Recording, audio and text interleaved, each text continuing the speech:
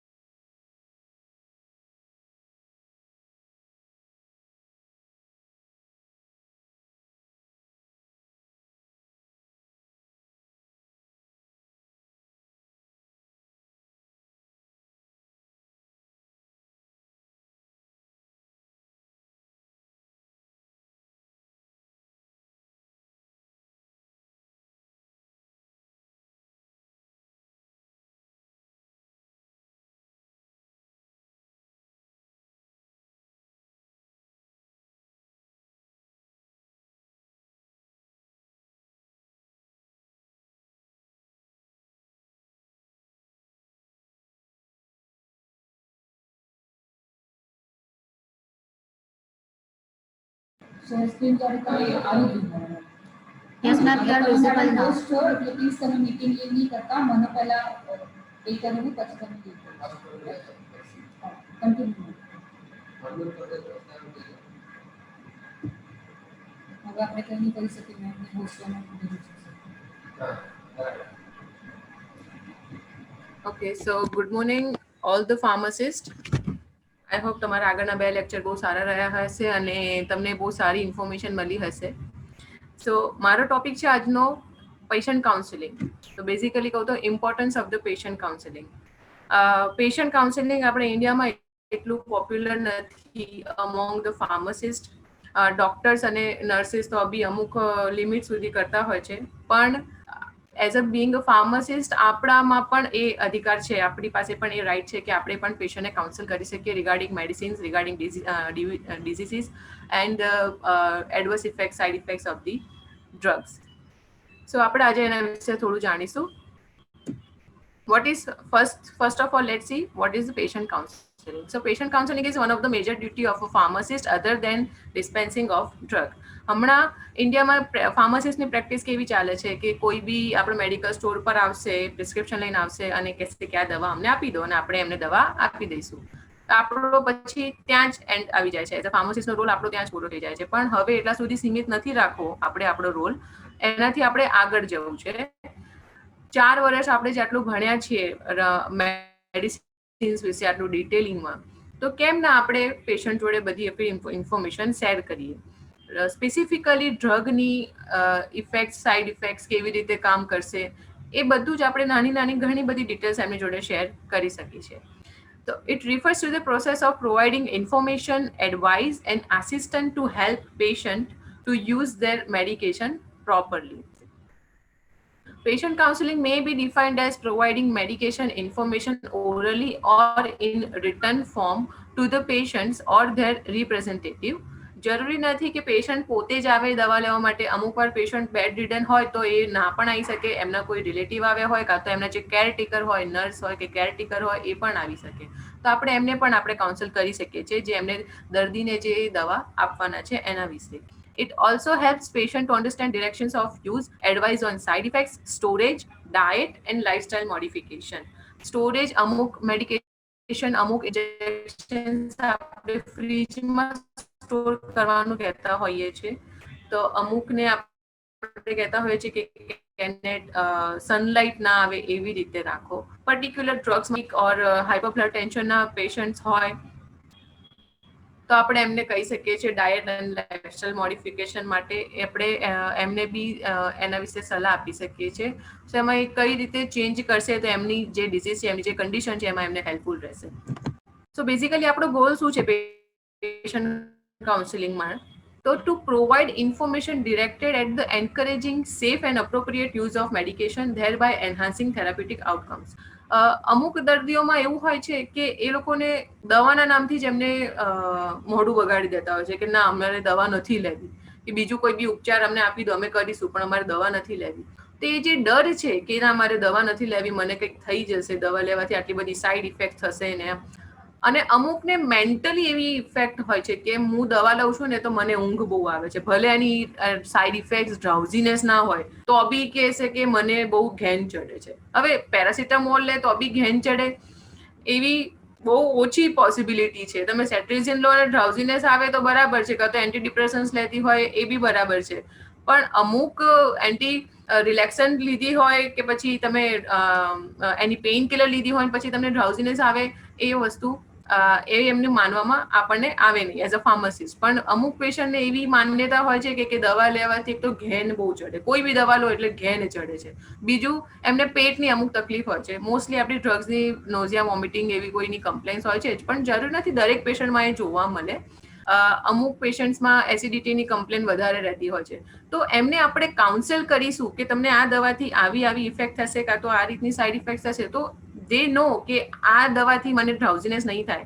સો એનાથી એમને એક તો દવા શેના માટે આપે છે એ આપણે સમજાવી શકીશું, પ્લસ એ એમની જે કન્ડિશન છે એ કન્ડિશનમાં એમની દવા એમને કઈ રીતે હેલ્પ કરશે એ સમજાવીશું, અને એ દવા લીધા ક્યારે લેવાની, કેવી રીતે લેવાની અને દવા લીધા પછી એમને કઈ રીતની સાઇડ ઇફેક્ટ્સ થઈ શકે છે એ સમજાવીશું. સો એ આપણો ગોલ છે કે મેડિકેશન એમના માટે ટોટલી સેફ છે લેવી, અને જો એ મેડિકેશન રેગ્યુલરલી લેશે તો એમની કન્ડિશનમાં ખૂબ સારો સુધાર થશે.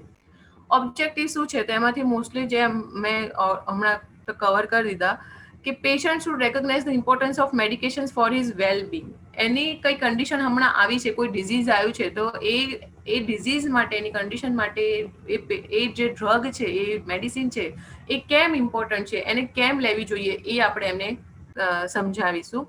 A working relationship and a foundation for continuous interaction and consultation should be established.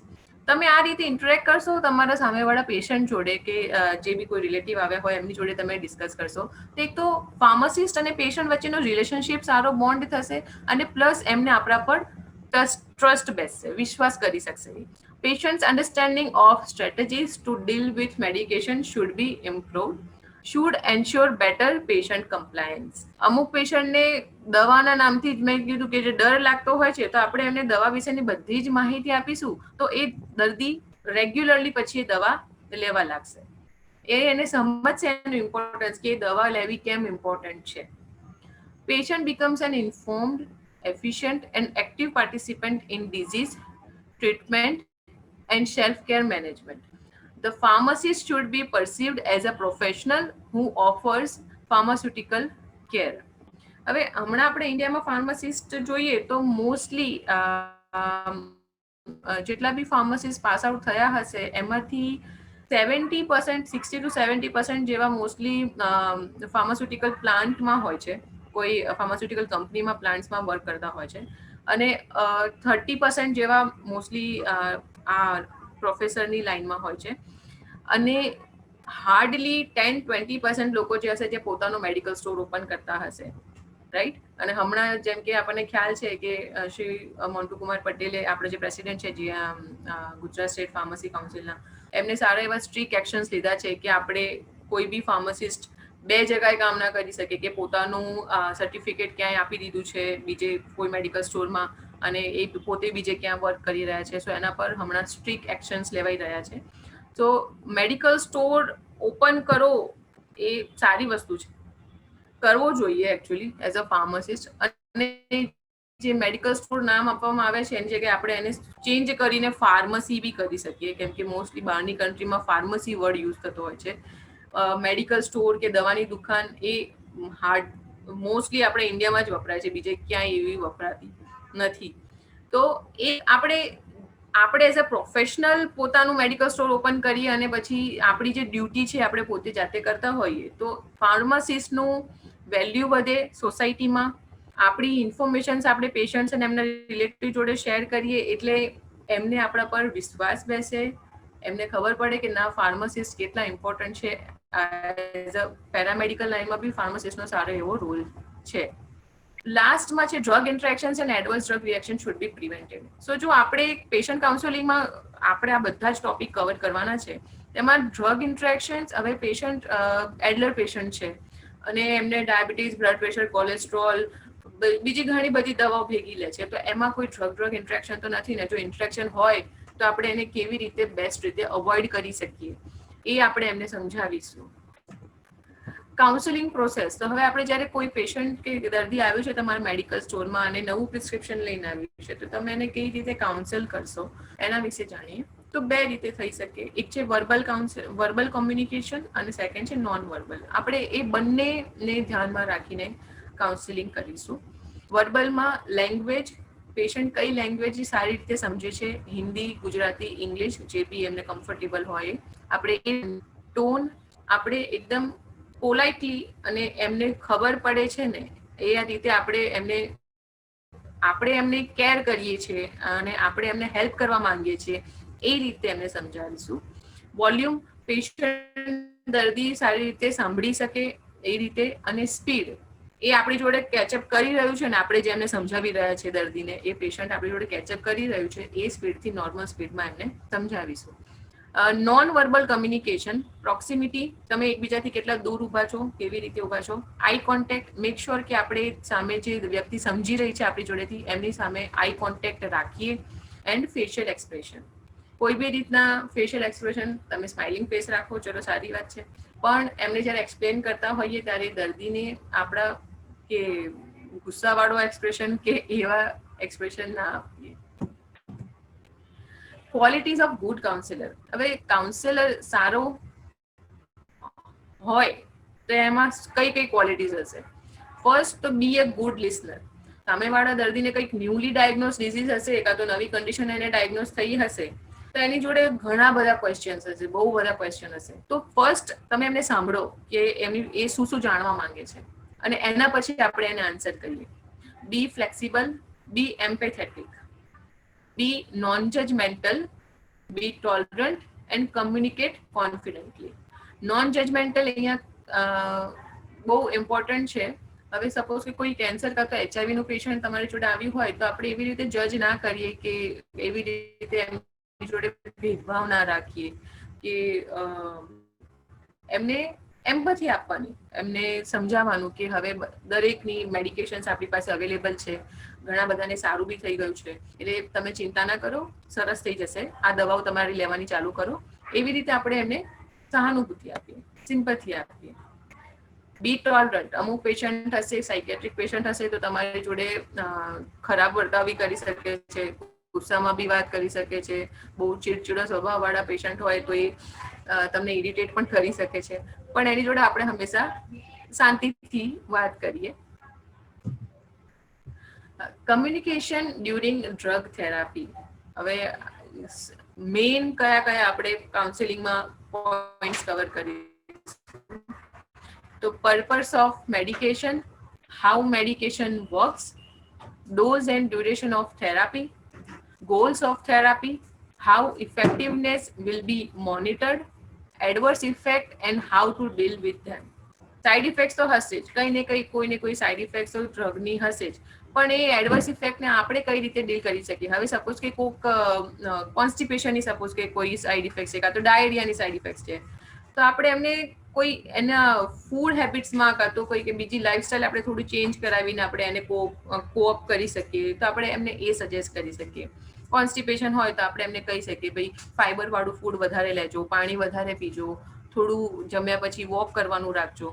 તો એ રીતની સાઇડ ઇફેક્ટ્સને આપણે કોપ અપ કરી શકીએ. And drug specific issue. હવે ડ્રગ સ્પેસિફિક ઇસ્યુમાં કોઈ પર્ટિક્યુલર બ્લેક બોક્સ વોર્નિંગ આપતી હોય કોઈ ડ્રગની, તો આપણે એમને એના વિશે સમજાવીશું. પેશન્ટ કાઉન્સેલિંગના સ્ટેપ્સ જોઈશું. First is the preparing for the session.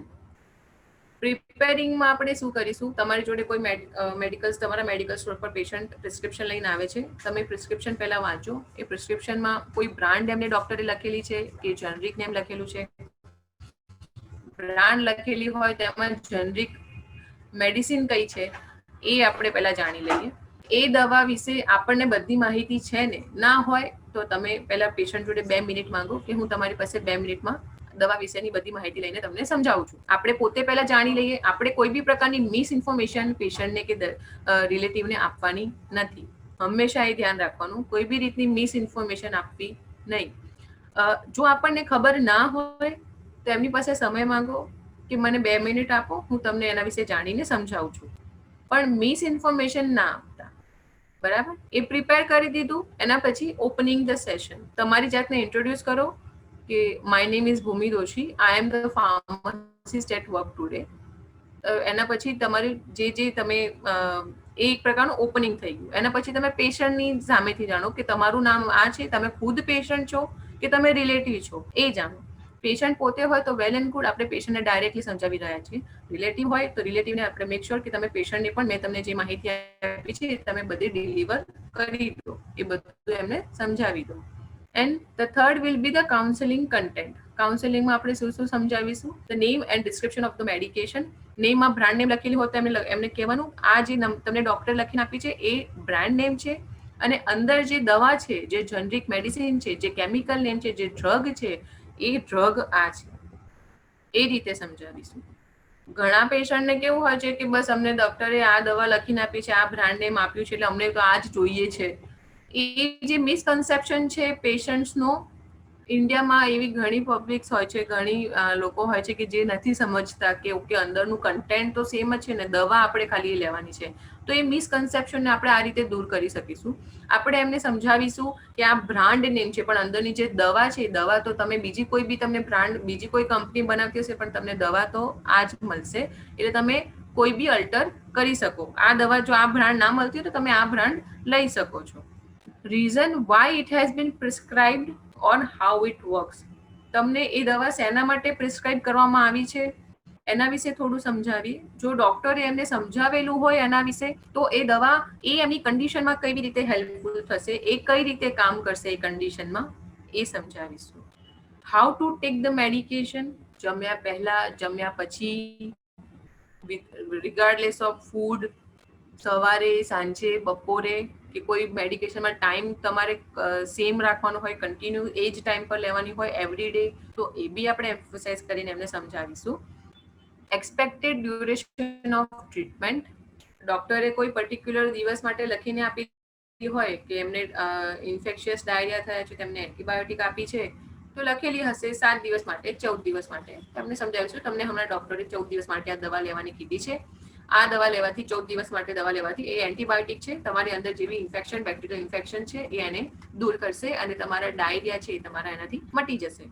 એટલે તમારે 14 દિવસ તમારે આનો ડોઝ કમ્પ્લીટ કરવાનો, અને મેક શ્યોર કે તમે એન્ટીબાયોટિક હોય એટલે આપણે હંમેશા એમને કાઉન્સલ કરીશું કે make sure that you complete the course complete કરવો ખૂબ જ જરૂરી છે એન્ટીબાયોટિકમાં. Expected benefits of treatment. આ ટ્રીટમેન્ટ લેશો તો તમને શું બેનિફિટ્સ હશે, એમની કન્ડિશનમાં કેવી રીતે ઇમ્પ્રુવમેન્ટ આવશે, અને એ કેવી રીતે જાણી શકશે કે એમની કન્ડિશન ઇમ્પ્રુવ થઈ છે કે નહીં, એના વિશે આપણે સમજાવીશું. Possible adverse effects.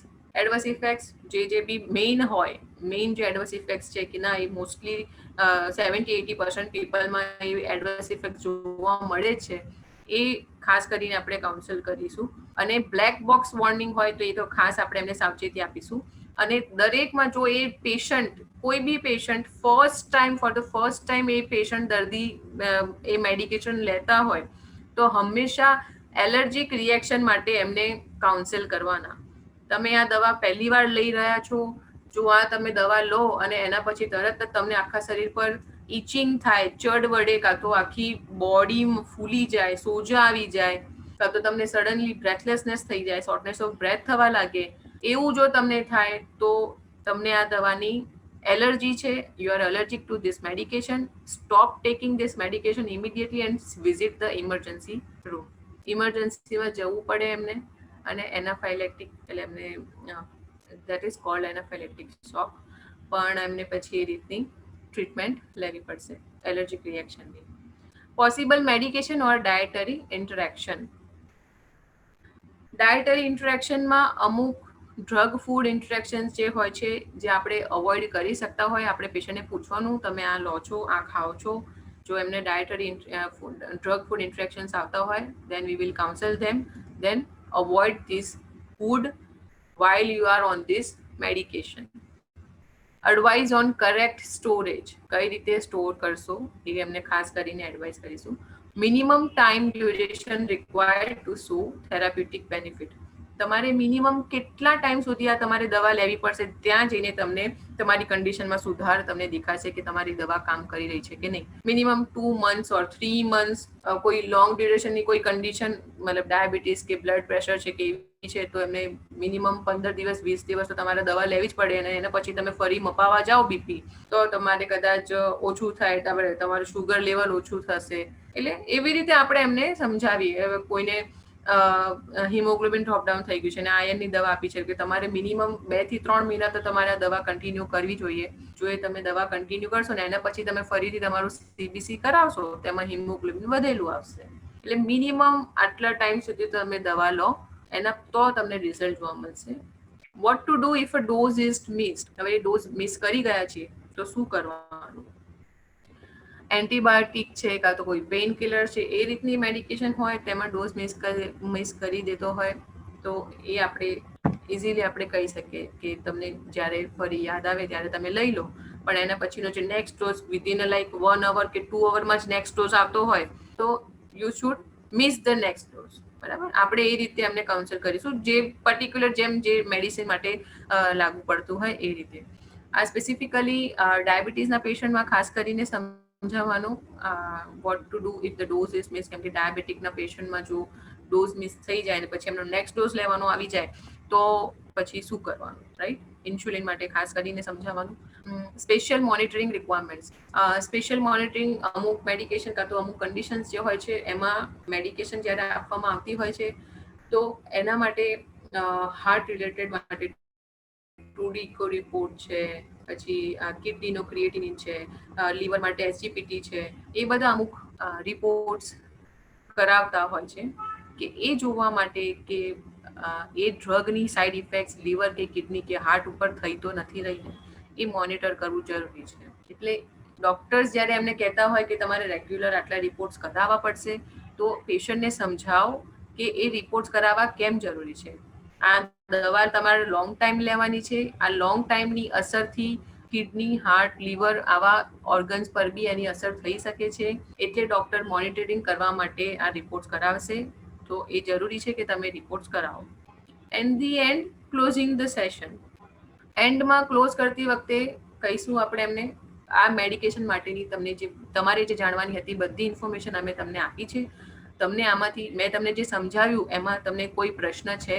Do you have any question? પ્રશ્ન હોય એ સાંભળો, એને આન્સર કરવાનો કોશિશ કરો, એ આન્સર કરો એ ક્વેશ્ચન, અને એટ ધી એન્ડ પછી એમને કહો જ્યારે બી આના સિવાય તમને બીજા કોઈ બી ક્વેશ્ચન હોય દેન ફીલ ફ્રી ટુ કોન્ટેક્ટ અસ. અમારા ક્લિનિક પર કાં તો અમારી ફાર્મસી પર તમે ફોન કરીને અમને પૂછી શકો છો. Okay, next. Medication counselling tips. Establish relationship. તમારી પેશન્ટ અને ફાર્માસિસ્ટ એ બંનેની રિલેશનશિપ એસ્ટાબ્લિશ કરો. Show interest in patient, verbal and non verbal. તમને એવું બતાવો કે you want to help them, you want to help patients. તમે કોઈ બી રીતે તમે એમને હેલ્પ કરવા ઈચ્છો છો. Verify patient's name and prescriber's name. તમે આ ડૉક્ટરના ત્યાં ગયા છે અને તમને આ ડૉક્ટરે આ દવા લખીને આપી છે અને આ તમે પેશન્ટ પોતે છો કે તમે રિલેટિવ છો એ જાણવું જરૂરી છે. Y the patient is being prescribe the medication. If non, તમને ખબર હોય તો પેશન્ટને ખબર હોય, well and good. Or the medications use, expected benefits and action. Open the medication containers and show patient what the medication look like. અમુક જે દર્દીઓ હોય છે, જે અમુક ગામડાના દર્દીઓ હોય છે કાં તો જે અભણ હોય છે, જે ભણેલા નથી હોતા, એમને દવા કેવી લાગે છે એ રીતે તમને ડિસ્ક્રાઇબ કરશે. જ્યારે નેક્સ્ટ ટાઈમ તમારા સ્ટોર પર આવશે ને રિફિલ માટે, ફરીથી એ દવા લેવા માટે, તો તમને એવું કહેશે કે અમને પેલી પીળા કલરની દવા લઈએ છીએ ને, અમને એ વાળી જોઈએ છે. આ પીળા કલરની તો બીજી કેટલી દવા આવતી હોય, પણ આપણને કઈ ખબર કે કઈ દવા લે છે. એટલે મેક શ્યોર કે જે દર્દી છે, પેશન્ટ છે અને એના રિલેટિવ છે, એમને એ દવા કઈ લઈ રહ્યા છે એનું નામ ખબર હોવી જોઈએ. That is very important. Make sure કે પેશન્ટ અને એમના રિલેટિવને નામ ખબર હોવી જોઈએ. કાં તો જનરિક કાં તો બ્રાન્ડ નેમ ગમે તે હોય. મોસ્ટલી તો બધા અહીંયા બ્રાન્ડ નેમથી જ વધારે ધ્યાન રાખતા હોય છે, જનરિક બહુ જ ઓછું યુઝ કરે છે અહીંયા. પણ આપણે આ પ્રેક્ટિસ, આપણી કાઉન્સેલિંગ પ્રેક્ટિસ લાવીશું રૂટીનમાં, તો પેશન્ટ્સ એના વિશે એન્કરેજમેન્ટ આપણે આપી શકીશું કે જનરિક મેડિસિનનું તમે નામ, જનરિક દવાનું નામ યાદ રાખો rather then the brand name.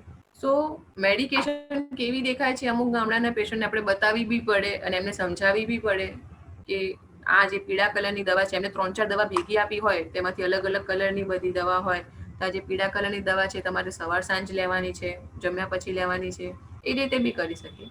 Or demonstrate use, કોઈ ડિવાઇસ આપી હોય, ઇન્સ્યુલિન છે કે કોઈ નેઝલ સ્પ્રે છે કે પંપ છે કે એવી કોઈ ડિવાઇસ આપી હોય, તેને ડેમોન્સ્ટ્રેટ કરીને બતાવીએ કે તમારે કેવી રીતે યુઝ કરવાની છે. How to take the medication, when to take and how long to take the medication. કેટલા વાગે, કોઈ પર્ટિક્યુલર સમય હોય તો કેટલા વાગે લેવાની છે અને કેટલા સમય સુધી તમારે દવા ચાલુ રાખવાની છે. What to do if dose is missed, any special precautions to follow.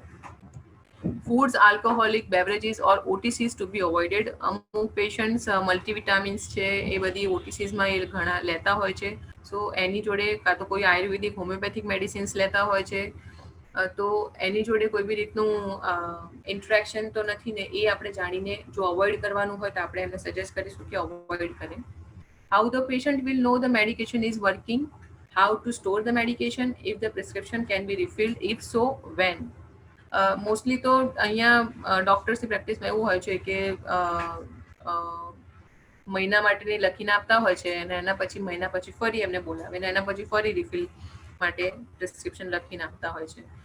પણ બીજું મેં અમુક મેડિકલ સ્ટોરમાં એવું બી જોયું છે કે ડૉક્ટરનું ન્યૂ પ્રિસ્ક્રિપ્શન નહીં હોય તો બી એ જે જૂનું પ્રિસ્ક્રિપ્શન હશે એના પર જ એ લોકો રિફિલ કરીને આપતા હોય છે. તો આપણે એ ધ્યાન રાખીશું, એ દર્દી માટે બી સારું છે અને આપણા પ્રોફેશનમાં તો આપણે મોરલી રોંગ જ છે. એ ન્યૂ પ્રિસ્ક્રિપ્શન હોય એના પર જ આપણે રિફિલ કરીને આપીએ છીએ. તો આપણે એ ખાસ ધ્યાન રાખીશું કે ન્યૂ પ્રિસ્ક્રિપ્શન હોય તો જ આપણે એમને રિફિલ કરીને આપીએ. Verify the patients knowledge and understanding. દર્દીને એ એમની જે કન્ડિશન છે, જે ડિઝીઝ છે એના વિશે કેટલું જાણે છે એ સમજીએ, એ જાણીએ, અને ના ખબર હોય તો આપણે એના વિશે એમને સમજાવીએ. Ask the patient if they have any question and document the interaction. Benefit શું થશે? તમે પેશન્ટ કાઉન્સેલિંગ સપોઝ તમારા મેડિકલ સ્ટોર પર ચાલુ કરો છો તો એનું બેનિફિટ શું હશે? તો satisfaction of having fulfilled his or her professional duty. તમને પોતાને સંતોષ થશે કે ના, મેં કોઈને આજે હેલ્પ કરી. It's like a social work. તમે ભલે આટલા 4 વર્ષ આપણે આટલું ભણ્યા હોઈએ મેડિકલ ફાર્મસી વિશે, બધી જ મેડિસિન્સ વિશે આટલું 4 વર્ષ ભણ્યા છીએ, પણ એકવાર તમે તમારું જે નોલેજ છે તમે બીજા જોડે શેર કરશો ને, યુ વિલ ફીલ સેટિસ્ફાઈડ. તમને ખૂબ જ આનંદ થશે અંદરથી. તો you will get satisfaction of your duty. Serving patients and there well Bing એક પ્રકારની સોશિયલ સર્વિસ છે, એટલે તમારું મન પ્રસન્ન રહેશે. Improves patient compliance. તમે જો એમને સમજાવશો તો એનાથી દર્દી જે પહેલા દવા લેવામાં ખચકાતો હતો એ હવે નહીં ખચકાય, એ હવે દવા લેશે, કેમ કે હવે એને ખબર છે કે કેટલું ઇમ્પોર્ટન્ટ છે મેડિસિન્સ લેવી. Pharmacy is seen as professional or caring pharmacy. As a pharmacist તમે એકદમ પ્રોફેશનલ દેખાશો એન્ડ પ્લસ તમારી જે ફાર્મસી છે એનું નામ થઈ જશે કે આ ફાર્મસીમાં જે ભાઈ છે, જે બહેન છે, એ ખૂબ જ સારી રીતે અમને બધાને સમજાવે છે દવા વિશે. એટલે એ પ્રકારે તમારી એડવર્ટાઇઝિંગ બી થશે, માઉથ પબ્લિસિટી પણ થશે અને તમારી ફાર્મસી બની શકે છે પોપ્યુલર થઈ શકે. Formation of trusting relationship with patients. Patient જોડે તમારો ખૂબ સારો એક ટ્રસ્ટિંગ રિલેશનશિપ, એક વિશ્વાસપાત્ર રિલેશનશિપ બોન્ડ થશે. નાઉ લેટ્સ સી સમ એક્ઝામ્પલ્સ કે કોઈ આપણે 1-2 એક્ઝામ્પલ મેં અહીંયા મૂક્યા છે તમને ખાલી દેખાડવા માટે, જણાવવા માટે કે કઈ રીતે તમે અને કયા પોઈન્ટ્સ તમે એ મેડિકેશન માટે તમે કવર કરી શકો છો. આ તો આપણે ખાલી 1 કે 2 જ એક્ઝામ્પલ બતાવ્યા છે. એવા તો કેટલી બધી આપણી મેડિસિન્સ છે જેની આપણે ખૂબ ડિટેલ્સ આપણને ખબર હોવી જોઈએ તમે પેશન્ટને સમજાવો એ પહેલા. તો ફર્સ્ટ ઇઝ ધ વોર્ફેરિન. વોર્ફેરિન કયા ક્લાસની ડ્રગ છે, શું કરે છે, એની સિનોનિમ ઓર શું છે ડ્રગ, ટાઈપ કરીને કહેજો. ચેટ્સમાં આવે છે ને, ચેટમાં ટાઈપ કરીને કહેજો વોટ ઇઝ વોર્ફેરિન.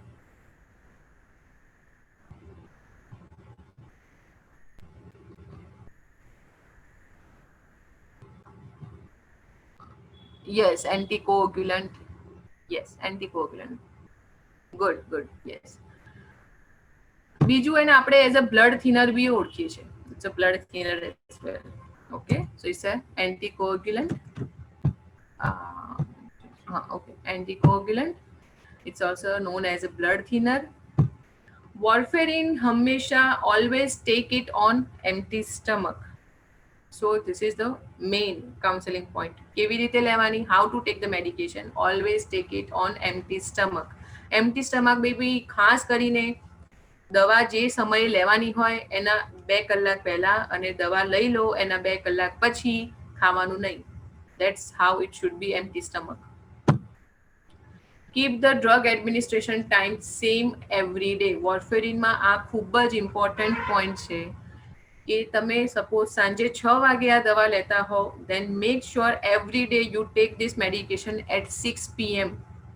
ઓકે, કેમ કે વોર્ફેરિનની જે ડ્રગ છે એને મતલબ આખા દિવસ દરમિયાન એનું જો લેવલ ઉપર નીચે તમારું સેટ ટાઈમ દવા લેવાના ટાઈમમાં બી સેજ ઉપર નીચે થઈ જશે તો બી એના PTINR-માં જે એનો રિપોર્ટ ડૉક્ટર કરાવતા હોય છે એમાં ફ્લક્ચ્યુએશન આવશે, અને એ જો ફ્લક્ચ્યુએશન આવશે તો પછી ડૉક્ટરને એના ડોઝેજ વારંવાર ચેન્જ કરવા પડે છે. ઓકે, અવોઇડ વિટામિન કે કન્ટેનિંગ ફૂડ. વોર્ફેરિન અને ફૂડમાં ડ્રગ ફૂડ ઇન્ટરેક્શન છે વિચ ઇઝ વિટામિન કે. વિટામિન કે કન્ટેનિંગ ફૂડ લાઇક સ્પિનચ ઓર લીફી વેજીટેબલ્સ. ખાસ કરીને દર્દીને પૂછવાનું જ્યારે એમને આ દવા પ્રિસ્ક્રાઇબ કરવામાં આવી હોય તો ખાસ કરીને પૂછવાનું તમારા રેગ્યુલર ડાયટમાં કોઈ લીફી વેજીટેબલ્સ કે જે આપણે જેને ભાજી કહેતા હોઈએ છીએ સામાન્ય ભાષામાં, ભાજી તમારે વધારે લેવામાં આવે છે ડેઇલી બેસિસ પર. જો એ લેતા હોય then મેક શ્યોર કે તમારી જ્યાં સુધી આ દવા ચાલુ છે ત્યાં સુધી એનું કન્ઝપ્શન ઓછું રાખો. અઠવાડિયામાં એકવાર લેતા હોય ચાલે, પણ ખૂબ વધારે માત્રામાં ના લે, ઓછી માત્રામાં લે, કેમ કે એનું વિટામિન કે એમાં ભરપૂર માત્રામાં હોય છે, એટલે વિટામિન કે અને વોર્ફેરિનનું ઇન્ટરેક્શન હોય છે એના માટે. Avoid taking other blood thinner together. Warfarin itself is a blood thinner, plus we know aspirin is also a blood thinner. એ બી બ્લડ પતલું કરે છે. સો નોર્મલ ક્વેશ્ચન પૂછી શકો છો કે જ્યારે તમને હેડેક હોય કે બોડી પેઇન હોય તો ત્યારે તમે કઈ દવા લો છો. જો એવું કે અમે એસ્પિરિન લઈએ છીએ, ડિસ્પ્રિન લઈએ છીએ, there is a red flag. A red ફ્લેગને દૂર કરવા આપણે કહેવાનું જ્યાં સુધી તમારી વોર્ફેરિન દવા ચાલુ છે ત્યાં સુધી એસ્પિરિન જોડે લેવી નહીં. હવે સપોઝ કે કોઈ લેડી છે અને ડીપ વેન થ્રોમ્બોસિસનું પેશન્ટ છે અને થ્રોમ્બોસિસ થયેલું છે અને ડૉક્ટર એને she has been on warfarin since 1 to 2 months અને occasional she takes aspirin for headache, then એમને એક્સપ્લેન કરીશું કે વોર્ફેરિન અને એસ્પિરિન જો બંને જોડે લેશો એ બંને બ્લડ થિનર છે, એનાથી તમારું બ્લડ ખૂબ જ પતલું થઈ જશે. અને સપોઝ કે તમે ક્યાંય કિચનમાં કે ક્યાંય કામ કરો છો અને તમને છરી વાગી ગઈ કે તમને કંઈક કટ વાગી ગયો તો ત્યાંથી જે બ્લીડિંગ નીકળશે, બ્લીડિંગ પછી સ્ટોપ ઇઝીલી નહીં થાય, અને બ્લીડિંગ એટલું ઇઝીલી સ્ટોપ નહીં થાય તો એમનું હિમોગ્લોબિન પણ ડ્રોપ થઈ શકે છે. સો એમને એના વિશે સમજાવીશું. ઓકે, સો આ થયું. બીજું ડ્રગ ઇન્ટરેક્શન બી થયું એક પ્રકારનું, બંને બ્લડ થિનર છે તો એને અવોઇડ કરીશું. Contact your doctor immediately if you start bleeding from any side. વોર્ફેરિનમાં આપણે એ પણ એમને કાઉન્સેલ કરવું જરૂરી છે, કેમ કે વોર્ફેરિન લેતા હોય છે તો INR સપોઝ કે ખૂબ જ વધી જાય તો એનાથી બ્લીડિંગ સ્ટાર્ટ થવાનો ચાન્સીસ છે કે ક્યાંયથી બી ફ્રોમ એની સાઇડ એની ગમ બ્લીડ્સ ઓર ગમ બ્લીડ્સ થઈ શકે છે, કાં તો નોઝ બ્લીડ થઈ શકે છે. ગમે ત્યાંથી પણ જો એનું બ્લીડિંગ ચાલુ થઈ જાય તો please contact your doctor immediately. Doctor તમારો ડોઝ બદલી આપશે. Use soft toothbrush. એ જ એના માટે આપણે કહીએ છીએ કેમ કે વોર્ફેરિનથી અમુક દર્દી છે, અમુક પેશન્ટને, અમુક નોર્મલ પીપલ મતલબ દે હેવ ટૂથબ્રશ કરવાની જે હેબિટ હોય તો એ બહુ જોરથી ઘસીને કરતા હોય છે. ભલે સોફ્ટ હોય ટૂથબ્રશ તો બી જોરથી ઘસીને કરતા હોય છે. તો એમાં ખાલી આપણે એટલું સમજાવવાનું છે કે તમે જ્યારે રેગ્યુલર ટૂથબ્રશ કરતા હો તો હલકા હાથે કરો, હળવા હાથે કરો, અને સોફ્ટ યુઝ કરો. જેના બ્રિસ્ટલ્સ હોય છે એના સોફ્ટ હોય ને એવા ટૂથબ્રશ યુઝ કરો, કેમ કે આ દવા લેશો ને તો આ દવાથી તમને બની શકે છે કે તમે જેટલી વાર બી બ્રશ કરો ને એટલી વાર તમારા ગમમાંથી બ્લીડ થાય. સો એવું ના થાય એ અવોઇડ કરવા માટે we are suggesting them to use soft toothbrush. Okay, now the next example is oral iron tablets.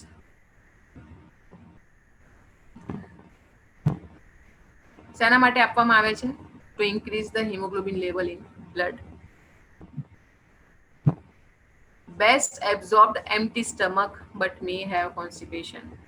તમે જોશો તો તમે ડોક્ટર્સનું પ્રિસ્ક્રિપ્શન વાંચશો ને તો લાઈક 60% ડોક્ટર્સ ઓરલ આયર્ન હંમેશા આફ્ટર ફૂડ આપતા હોય છે, જમ્યા પછી લેવાની. એનું મેઇન રીઝન એ છે કેમ કે ઓરલ આયર્નની છે ને સિવિયર સાઇડ ઇફેક્ટ થાય છે કોન્સ્ટિપેશન, અને ઘણા દર્દીઓ એની કમ્પ્લેન કરતા હોય છે કે કોન્સ્ટિપેશન બહુ જ રહે છે. એના માટે ડોક્ટર એને આફ્ટર ફૂડ એ લોકો પ્રિસ્ક્રાઇબ કરતા હોય છે.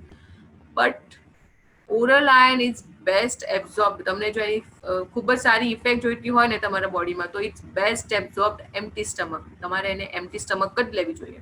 નો ડાઉટ કોન્સ્ટિપેશનની કમ્પ્લેન રહેશે જ, ઘણા પેશન્ટ્સને હોય છે, અમુકને થતી બી નથી પણ હોતી, પણ મોસ્ટલી પેશન્ટને થતી હોય છે. તે કોન્સ્ટિપેશન આપણે કેવી રીતે કોપ અપ કરી શકીએ એ આપણે એમને સમજાવીશું.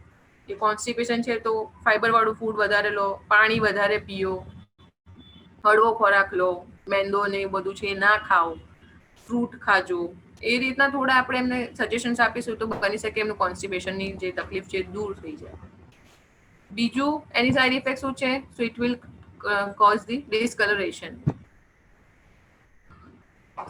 Do not take it with calcium or antacids. Calcium અને એન્ટાસિડ સાથે એનું ઇન્ટરેક્શન છે, જો એ બંને જોડે લેવામાં આવે, એન્ટાસિડ્સ એટલે એન્ટાસિડ્સ અને ઓરલ આયન જોડે લેવામાં આવે તો આયનની જે એબ્ઝોર્પ્શન છે એટલું જલ્દી નહીં થાય, એટલે તમને એની અસર ઓછી જોવા મળશે. ડિસ્કલરેશનમાં it will cause black colored stool and teeth coloration. teeth coloration કે કોને થશે? In form of the syrup આપવામાં આવશે, પીડિયાટ્રિક પેશન્ટને સિરપ ફોર્મમાં આપવામાં આવશે, અને એ પેશન્ટ એ જે પેલું ઢાંકણું આવે છે એનાથી ડાયરેક્ટ એના પેરેન્ટ્સ જેને પીવડાવતા હશે તો એ પેશન્ટના એ જે બાળક છે એના બધા જ દાંત કાળા પડી જશે over the time, over the 2 to 3 months એ બધા જ કાળા પડી જશે. સો એ ના થાય એના માટે આપણે એમને બીજું શું સજેશન કરી શકીએ કે તમે ઢાંકણાથી ના પીવડાવો, પણ એ જે સિરિંજ આવે છે, આપણી જે પ્લાસ્ટિકની સિરિંજ આવે છે, એ પ્લાસ્ટિકની સિરિંજમાં લઈને પછી એને ડાયરેક્ટ સીધા એના મોઢામાં, એને સીધા જીભ પર જ એને ડાયરેક્ટ મોઢામાં જ મૂકી દો કે જેનાથી એના ટીથને અડે નહીં. સો એક આ રીતનો પોઈન્ટ છે જે આપણે એમાં કવર કરી શકીએ, એમને સમજાવી શકીએ. બ્લેક કલર સ્ટૂલ છે એ એમને સમજાવવાનું કે એમાં ગભરાવાની જરૂર નથી. તમારી જે દિવસે તમારા જ્યાં દવા બંધ થશે એ બંધ થયા પછી તમારું બ્લેક કલર સ્ટૂલ બંધ થઈ જશે automatic. It's just a side effect of this medication કે બ્લેક કલર સ્ટૂલ આવશે. And take it for at least 3 months to see the result. 3 મહિના સુધી મિનિમમ લો તમારે રિઝલ્ટ જોવા માટે. ઓકે, હવે અહીંયા છે ને મેં તમારા માટે એક વિડીયો મૂક્યો છે, એ હું તમને જરા દેખાડું છું.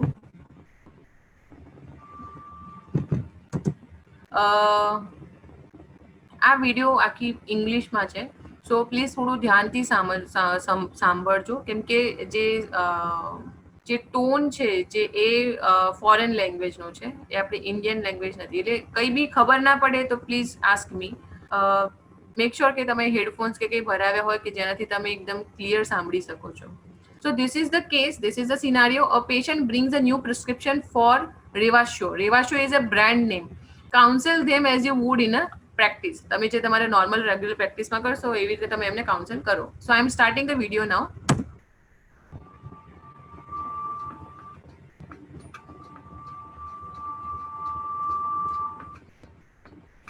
Hi, I'm Nikki, the pharmacist. How can I help you? Oh, hi. I've got a new prescription. Okay, great. So એમને અહીંયા આપવામાં આવી છે Revasio, which has sildenafil, which is a generic name, chemical name, sildenafil, in the strength of 20 milligram, and she has been prescribed to take it TID 3 times a day and given for a 1 month. Would you please have a seat and we can discuss this further? Okay.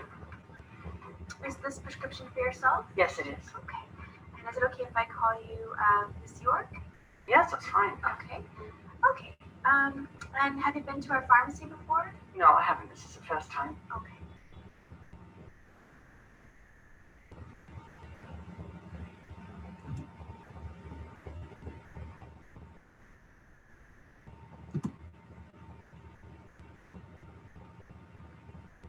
So if you don't mind, before we get into the prescription, I'm just going to ask you a few questions. Yes.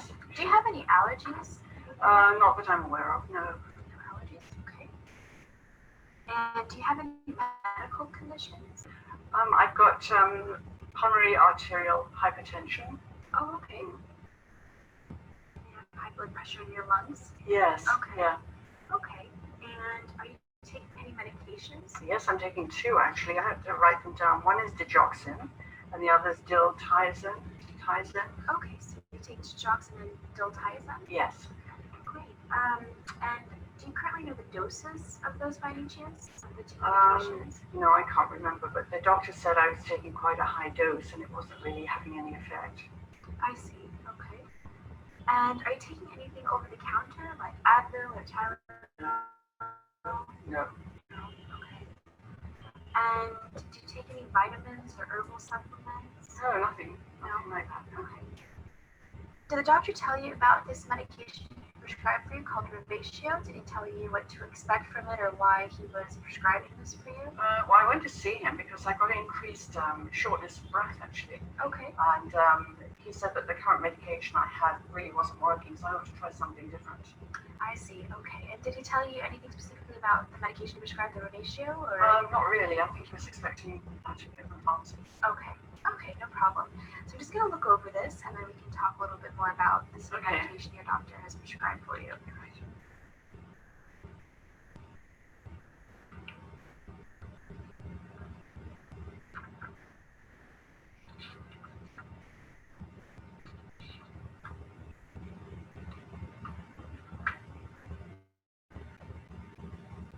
Okay, so the medication the doctor prescribed for you is known as Revatio. Yeah. It contains an ingredient called sildenafil. That's the chemical name, and it's also a similar medication that's used for Viagra or for erectile dysfunction. So I heard that. Yeah, somebody told me that. yeah, you may have heard that. So even though it contains a similar ingredient, in your case, the Revatio is used specifically for pulmonary arterial hypertension. Okay. So it's perfectly fine for you to use. And the dose is 20 milligrams, and you're going to take that 3 times a day. 3 times. And it's recommended to take it about 6 to 8 hours apart. And you can take that with or without food. One important thing is it's important that you don't take it with grapefruit juice. So I don't know if you have grapefruit juice. No, I in your don't diet. drink that very often, but that's interesting. Okay, that's good. So you should avoid that because it can lead to increased levels of this medication in your body, and you can experience increased side effects. So we don't want that to happen. So with this medication, again, you're going to take it 1 tablet 3 times a day. And I just wanted to tell you about some side effects that you could possibly experience. Yeah. There's a few serious ones that I just want to warn you about that are rare, but if you should ever experience this, then you should stop taking it and see your doctor immediately. So if you ever notice any severe skin reaction like blistering or peeling or any pains, then in that case you should stop taking it and go see your doctor immediately. There's some other side effects you may or may not experience again. Some of them involve feeling flu-like symptoms. Some people have complained of a little bit of difficulty hearing or some vision disturbances. Wow. Yeah, so there's just some things to consider. Again, they're rare, but I just want to make you aware of them. And some of the more general side effects are things like headache and nausea that you might experience with medication. Yeah. So with this medication, it's very important that you take it as prescribed, and hopefully this medication will help your condition, which is known as the high blood pressure in your lungs. So what it does is it targets the vessels between your heart and your lungs, and it helps to widen them. So hopefully you'll be able to have better sensation of breathing, and you won't have as much shortness of breath in doing your daily activities. Great. So do you have any questions for me about anything, or? No, the only one I was going to ask about was you've already mentioned was the Viagra part. It's okay for women to take this medication. That's a good concern. And as I mentioned, Revatio is used for high blood pressure in the lungs, and the chemical ingredient is also used for erectile dysfunction. But in your case, this medication is for the high blood pressure in your lungs. Okay. That's fine. Okay, great. Well, if you have any additional questions, please feel free to call us. Yes, I will. Thank you very much. So બધાને સંભળાયું clear? Video was clear? કોઈને કોઈ question છે આ video માટે? હું તમને video વિશે બધું સમજાવું છું હમણાં ડિટેલમાં, પણ એવરીવન લિસન ઇટ કેરફુલી.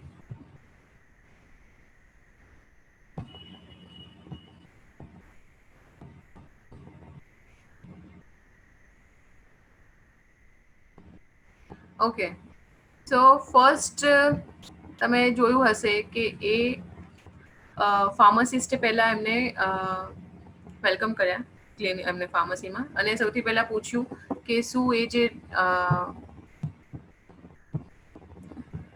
જે એમને પ્રિસ્ક્રિપ્શન આપ્યું છે એ એમના પોતાના માટે છે. અને પહેલા એમને તો ઇન્ટ્રોડ્યુસ કર્યા એમની જાતને that she is the pharmacist on duty. અને એના પછી એમને કીધું કે તેમનું જે નામ લખ્યું હતું પ્રિસ્ક્રિપ્શન પર કે તમે પેશન્ટ પોતે છો. અને પછી કીધું કે હું તમને આ નામથી બોલાવું તો ચાલે, રાઈટ. એના પછી પેશન્ટે એમને બીજી એમની પોતાની પર્સનલ હિસ્ટ્રી પૂછી પેશન્ટને, કોઈ એલર્જી છે કે નહીં, તો એલર્જી ના પાડી. પછી પૂછ્યું કે કોઈ મેડિકલ કન્ડિશન છે, તો મેડિકલ કન્ડિશન એમને કીધું કે she has pulmonary hypertension and એના માટે કોઈ મેડિકેશન લઈ રહ્યા છે. નેક્સ્ટ ક્વેશ્ચન એ હતું તો she was taking digoxin and DLTSM. અને પછી કીધું કે ડૉક્ટરે તમને આ દવા શેના માટે આપી છે, પ્રિસ્ક્રાઇબ શેના માટે કરી છે, તમને કીધું છે. તો એમને એ જણાવ્યું કે હા, કે એમને સડનલી હમણાં શોર્ટનેસ ઓફ બ્રેથ થઈ હતી. મતલબ એમને એ ડિકોક્સિન લઈ રહ્યા હતા અને ડૉક્ટરે કીધું કે ખાસા હાઈ લેવલ પર લઈ રહ્યા છે, હાઈ ડોઝ પર લઈ રહ્યા છે, તે છતાં બી એની અસર નથી થઈ રહી પલ્મોનરી હાઇપરટેન્શનમાં. સો દેટ્સ વાય એમને ડિકોક્સિન બંધ કરાવીને એમને સિલ્ડેનાફિલ આપી છે, રાઈટ. એટલે એમને સિલ્ડેનાફિલ એના માટે આપી છે. પણ સિલ્ડેનાફિલ ડ્રગ વિશે એમને કંઈ વધારે ડિટેલમાં ખ્યાલ નથી. એ એક્સપેક્ટ કરે છે કે ફાર્માસિસ્ટ એમને બધું સમજાવે. સો એના પછી એમને કાઉન્સેલિંગ ચાલુ કર્યું ફાર્માસિસ્ટે એમને બધી ડિટેલમાં કીધું કે this is the drug name sildenafil. એ શેનામાં યુઝ થાય છે તે એમને કહ્યું. First is used in erectile dysfunction and other is the pulmonary hypertension. So erectile dysfunction માં it is also known as, this drug is also known as Viagra. So એને પછી પેશન્ટને નવાઈ લાગી કે ઓ મને વાયગ્રા આપી છે. સો કે પેશન્ટે પછી એવું કીધું કે હા, કે ઓકે, મને કોકે કીધું છે કે સિલ્ડેનાફિલ એને વાયગ્રા બી કહેવાય છે. એના પછી ફાર્માસિસ્ટે મેક શ્યોર કર્યું કે આ જે સિલ્ડેનાફિલ મેડિકેશન છે એ તમને પલ્મોનરી હાઇપરટેન્શન માટે આપી છે and which is totally fine, it is totally okay if you take this medication.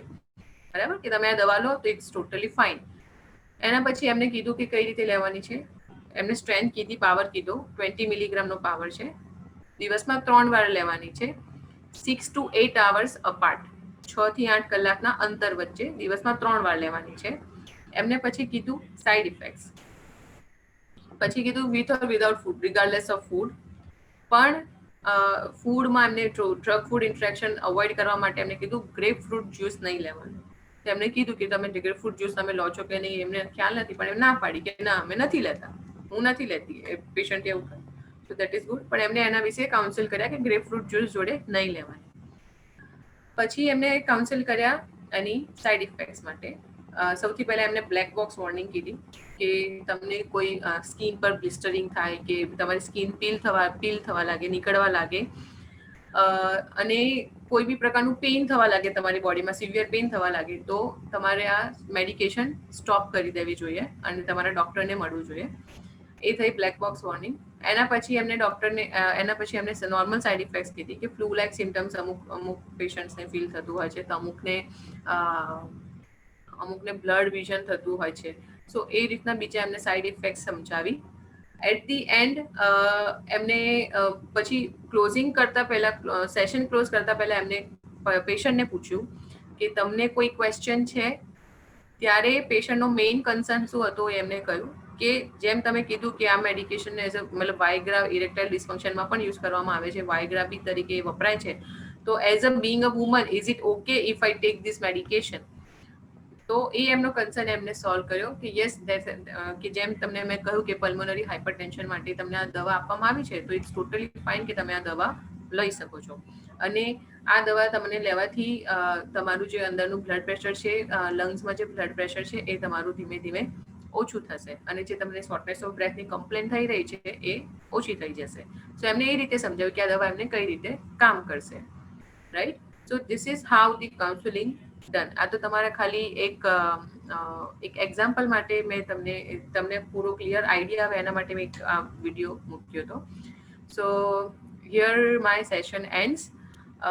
Hope you guys had some interesting facts અને તમને મજા આવી હશે આ લેક્ચર સાંભળવામાં.